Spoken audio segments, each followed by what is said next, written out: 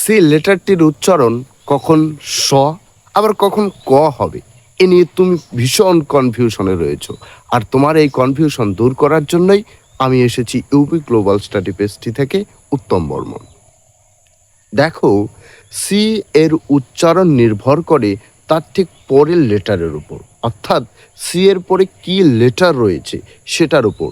যদি সি এর পর আই ই ওয়াই থাকে, যদি আই ই ওয়াই থাকে তবে সি এর উচ্চারণ হবে স এর মতো, যেমন সিটি, সাইকেল অ্যান্ড সেন্ট। ঠিক একইভাবে সি এর পর যদি এ ও ইউ থাকে অথবা অন্য কোনো কনসোনেন্ট লেটার থাকে তাহলে সেক্ষেত্রে কিন্তু সি এর উচ্চারণ ক এর মতো হবে, যেমন কালার, ক্রিম, কোট, ক্যাট ইত্যাদি। তো এই ছিল আজকের ভিডিও।